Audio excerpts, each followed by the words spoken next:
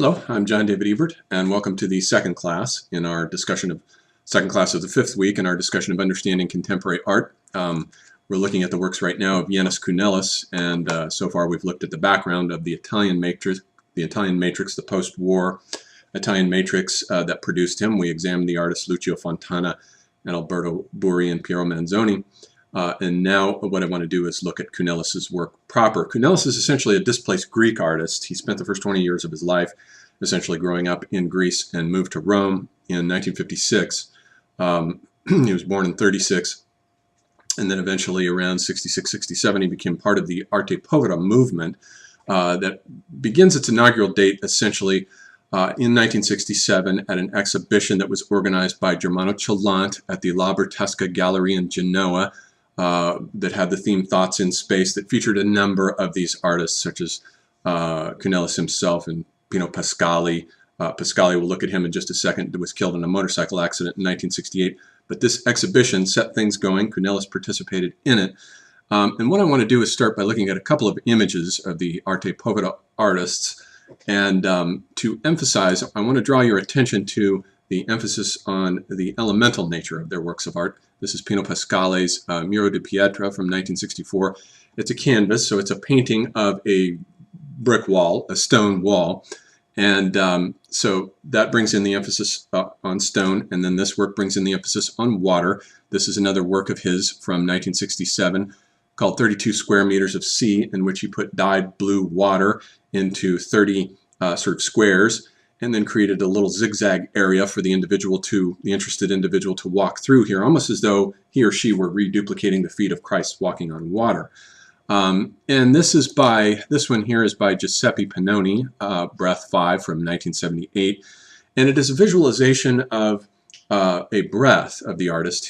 The imprint of his mouth is at the top, and this is meant to visualize what the exhalation of his breath would be like. So we're moving from stone through water to air, and it's also meant, of course, to have associations of Yahweh blowing the spirit, the breath, into Adam as a clay being that sets him going in animation. This is a later work of Peano, although he was doing these kinds of works in the 60s as well. This is from 2008, Giuseppe Peano's The Hidden Life Within. I think this is a work that Goethe would have appreciated, in which Peano hollows out these trees in order to find their archetypal skeleton, their archetypal skeleton, the essential core of the tree with its early branches. It performs a kind of X-ray vision. It's like a transformation of the shamanic X-ray art motif into the realm here of botany and plants. And this is Mario Mertz. Mario and Marissa Mertz were a husband and wife pair of these artists of Arte Povera. This is his igloo of stone from 1982. He started doing these igloos in around 1968. But all of these works should convey, I think, that one of the central features of Arte Povera, in addition to using common everyday materials, there's a very concrete emphasis on the elemental world of nature, on the classical elements. Wood is a classical element in the Chinese elemental theory, but it's all very concrete, very earthbound, as we move into Kounellis, who is one of these artists. And this is, I think, the essential starting point for his oeuvre. This is Kounellis' Untitled 1969, where he put 12 live horses into a gallery. And this was not the first time that live animals were put into a gallery. Richard Serra in 1966 had put some live animals in some of his works at exhibitions in Rome. So this isn't the first occurrence of it. But it's the first large-scale occurrence of it. Before this, it was like chickens and rabbits and birds and so forth. But this is the first large-scale occurrence. And what Kounellis has essentially done here is he's putting an entire world on the inside of a museum. But he's syncopated the image so that we're only given the figures minus the ground. The ground has to be supplied by the viewer, as in a Chinese landscape painting in which you see these swirling motifs, and the viewer has to supply the syntactical connections between the figures in the ground. Here the viewer has to supply the missing world, the world of the barnyard, the world of barns and stables, and the peasant world, the countryside. All that has to be supplied by the viewer, and so it's a world of figures minus their ground. And it's a little bit like what the Paleolithic artist was doing in painting paint on the rocks. He was dissolving the rocks and trying to open up a portal to another world so that the animals could come pouring through from that other world. Kounellis is doing something similar here. He's opening up a portal on the inside of a museum through which another world actually enters onto the inside of the museum, and we begin to see what it's like to be in that world. So Kounellis is very much interested in capturing these vanished world horizons, especially the world horizons of the countryside and the peasant.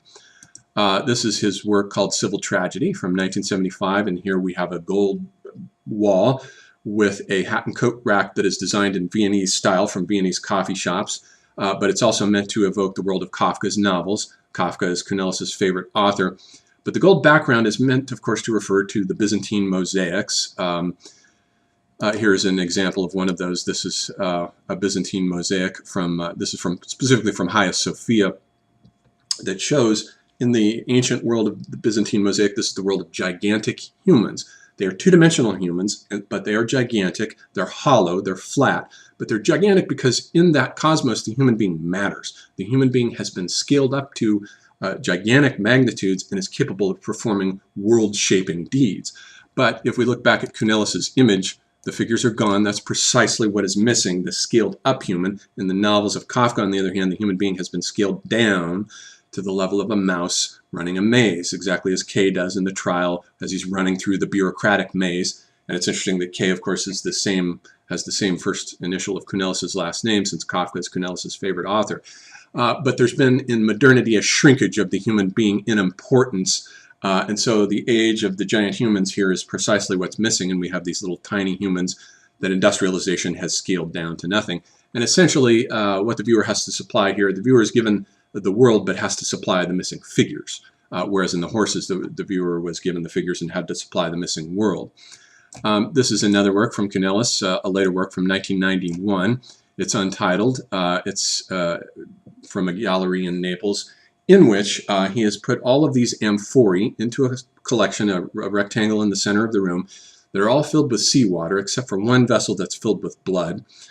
And of course, it immediately evokes, as we saw here earlier, Pascali's 32 square meters of sea.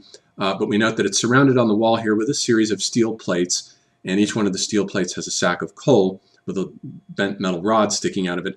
The sacks of coal in Kounellis' work always indicate the capitalist imaginary, essentially the industrial imaginary, the world of steamships and railroads that came about to enframe and surround and render the much older world of the Greek imagination, the Greek imaginary, obsolete, essentially. The Greek imaginary of peasants carrying these amphorae filled with wine and water and olive oil on their shoulders in the countryside. That entire world here has been scaled down and miniaturized and substituted in a metonymic way as part for the whole by these amphorae. The fact that one of them is full of blood and the others are full of seawater suggests the motif of the living versus the dead, which also evokes the ancient cemetery world. Most of Greek art came out of the cemeteries. They burned their dead and put the ashes in these huge vessels at the Keramakos Cemetery at Athens, as the title of it suggests. And the whole art of painting painting those vases came out of that, as well as the first Greek statues. The Kouros figures were grave markers. All of that came out of that world and is meant to be essentially imagined here, is invoked in the imagination of the viewer who goes and sees this. The viewer supplying the missing world, and Kounellis is scaling down this missing world and putting it on the inside of a museum. When we look at Kounellis' other works here, this is him standing at a gallery, in the piazza of a gallery in Naples, where he's hung furniture suspended from the ceiling. Or another one of these works where he's hung coffee grounds. He has a lot of these works that have coffee grounds, one of the ancient objects of trade of the Venetian Genoese world of trading ships. That was the first phase of commercial capitalism before industrial capitalism came along. Or this wall of stone that he puts in another gallery that evokes, of course, Pino Pascali's wall of stone that we started out with here. It's a world that's very concrete and very place-specific. But it's also very concrete and very weighty. There's a sense of gravitas, of heaviness about all of Kounellis' works. And it's essentially as though, as Stephen Bann has remarked in his little monograph, his wonderful little monograph on Kounellis, that Kounellis were working with the motif of the deposition of Christ, who is brought down from the cross. This is Fra Angelico's version of that from 1430. The deposition of Christ brought down from the cross, which emphasizes the weight and the weight and gravitas of the body of Christ. And it's as though, metaphorically speaking, Western physics came out of the study of this dead body of Christ. By the time we get to Rembrandt's version of it here, in 1634, the world has changed. The Newtonian Revolution is on the way. The Copernican Revolution has taken place. The body is very heavy, and everything is operating in accordance with the laws of physics, especially Galileo's law of falling bodies, which is essentially a transformation of the deposition of Christ in the mythological religious world picture into the form language, the language of the discursive formation of the language of physics. And it's essentially as though Kounellis were taking that body of Christ, cutting him up and dispersing him throughout all of his works. It's all about the deposition of the body of Christ. As we see here in a concrete way from this work that Kounellis, this is an untitled work from 2010 from the Teatro Margherita, which essentially is the deposition in a very abstract and abbreviated form. We've got two bars instead of the cross. He's got these two bars crossed together. And instead of the body of Christ, we've got this bar that substitutes for him. But it's essentially a very highly schematized version of the deposition. And so what I wanted to convey here with Kounellis' works is the emphasis on the earth archetype. It is the archetype of earth and the archetype of specific places that renders his work, that is the primary leitmotif of his work, the primary thing that holds it all together. It's about specific places, the reconstruction of the Mediterranean world of ships and amphorae and pre-industrial commercial trade of goods and substances that have been taken from the earth, such as olive oil from olives and wine from grapes and coffee grounds and so forth. All of that stuff put into circulation, which is the world that, of course, has been anathematized by global hyper-capitalism with our GPS maps and satellites. And as Heidegger was the first to discuss, I think, in his works, that the problem with globalization is that we end up with a distanceless world in which the far is made near and the near is made far. And this distanceless world has to do with laying a gigantic GPS map over the world that essentially effaces any distinctions between this or that place. Everything is homogeneous and meaningless. This hilltop, where a god perhaps once made himself or herself manifest, or that tree, or this place, all of those places lose their place specificness in the global world of late capitalism with its distancelessness, where the far is made near and the near is made far. And I think Heidegger is very interestingly, in an interesting way, is very consistent with Kounellis' worldview here, and possibly the worldview of arte povera in general, which is an anti-capitalist. It came out of, Italy, post-war Italy, which was a world saturated with ideas about socialism and very much opposed to the capitalist world that was ensheathing the planet at that time. And so that's the first phase of Kounellis' work, and so we'll look at more of his work next.